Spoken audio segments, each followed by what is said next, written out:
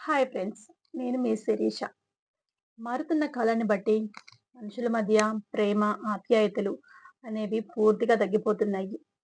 ఇలాంటి ఒక రిలేషన్ నిజంగా ఉందా అనే విధంగా ఉంటుంది ఈ స్టోరీ.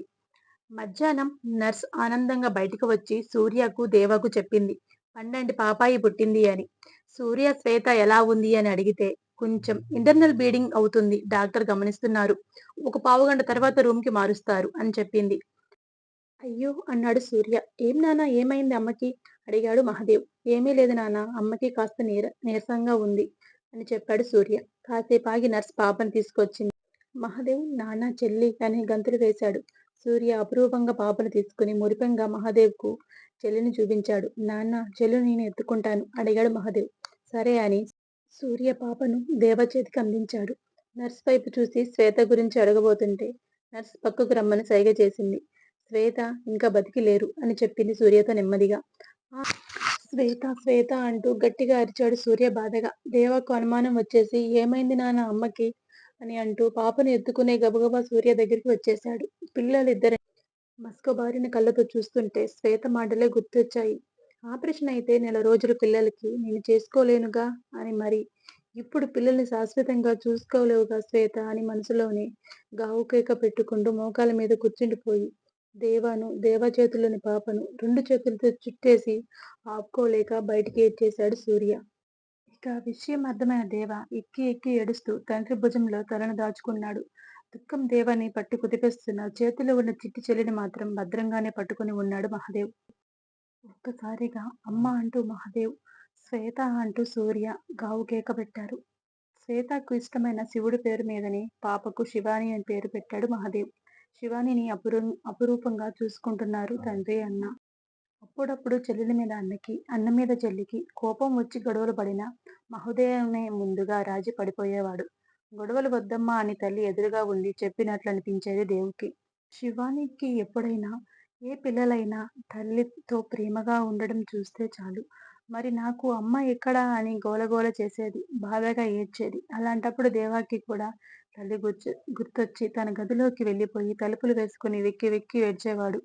ఇటు శివానిని ఊరడించుకుంటూ అటు దేవ బాధను అర్థం చేసుకున్న సూర్యకి ఒకేసారి పిల్లలిద్దరిని సంభాళించుకోవడం చాలా కష్టమయ్యేది. ఎందుకెళ్ళిపోయావు శ్వేత, పిల్లల్ని నన్ను దిక్కులేని వాళ్ళని చేసి అని కుప్పకూలిపోయేవాడు సూర్య. ఎలాగో ఒకలాగా బ్రతుకు బండిని లాగిస్తూ పిల్లలను పెద్దవాళ్ళని చేశాడు ఒంటరిగానే సూర్య. శివానికి ఇప్పుడు 22 ఏళ్ళు, దేవాకి 32 ఏళ్ళు. ఎందుకో గాని దేవ అసలు పెళ్లి చేసుకోలేదు. తండ్రిని, చెల్లిని చూసుకుంటూ కాలం గడిపేస్తున్నాడు. శివాని నచ్చింది అంటూ ప్రణయ్ తన తల్లిదండ్రులను తీసుకుని సూర్య ఇంటికి వచ్చాడు. అమ్మో, అప్పుడే శివానికి పెళ్ళా? వేరే ఇంటికి పంపించేయాలా అని ఇప్పుడే పెళ్లి వద్దంటే వద్దన్నారు సూర్య, దేవ ఇంకా శివాని. ప్రణయ్ వాళ్ళు నిరుత్సాహంగా వెనక్కి వెళ్ళిపోయారు. కానీ ప్రణయ్ మాత్రం శివానితో మాట్లాడుతూ తన ప్రేమ సందేశాన్ని పంపిస్తూ ఉన్నాడు. తన ప్రేమను వ్యక్తపరుస్తూనే ఉన్నాడు. 6 నెలల తరువాత శివాని పెళ్లికి ఇష్టపడింది. దేవ చెల్లిని చూడకుండా ఉండలేను అని చెప్తుంటే సూర్యని ఆలోచించి మన అమ్మాయిని ఇష్టపడి మన ఇంటికి వచ్చారంటే శివానిని బాగా చూసుకుంటారు దేవా అని దేవానికి నచ్చజెప్పి ఒప్పించాడు. శివాని, ప్రణయ్‌ల పెళ్లి చాలా చక్కగా జరిపించారు. సూర్య, మహదేవ్ పెళ్లి అప్పగింతలప్పుడు సూర్యకి, దేవకి ఏడుపు, దిగులు ఆగలేదు. ఇక శివాని అయితే నేను ఎక్కడికి వెళ్ళను నాన్న, అన్నతో నీతోనే ఉంటానని చిన్నపిల్లలాగా ఒకటే మొండితనం. ప్రణయ్‌కి సరదాగా అనిపించింది. ప్రణయ్ తల్లిదండ్రులు, బంధువులు ఇదెక్కడ గోలరా బాబు అన్నట్లు చూస్తున్నారు. చివరికి సూర్యనే తేరుకొని పిల్లలిద్దరికీ ముద్దుగా నచ్చచెప్పుకున్నాడు. హనీమూన్‌కి ప్రణయ్ స్విట్జర్లాండ్‌కి పంపించండి మామయ్య అని అడిగాడు పెళ్లిలో. సరే అని పెళ్లైన వారానికి వాళ్ళ ప్రయాణానికి ఏర్పాట్లు చేశాడు సూర్య. ఈలోగా శివాని కూడా ప్రణయ్‌తో ఉండడానికి కాస్త అలవాటు పడింది. 6 నెలలు దాటితే గాని ప్రణయ్ వాళ్ళ అసలు రంగు బయటపడలేదు. ఫ్రెండ్స్, ఈ కథ ఇంకా పూర్తి కాలేదు. మిగిలిన కథని పార్ట్ 3లో తెలుసుకుందాం. నా వీడియో గనుక మీకు నచ్చినట్లయితే ప్లీజ్ లైక్ చేయండి. మరికొన్ని వీడియోస్ కోసం మన ఛానల్‌ని సబ్స్క్రైబ్ చేసుకోవడం మాత్రం మర్చిపోకండి.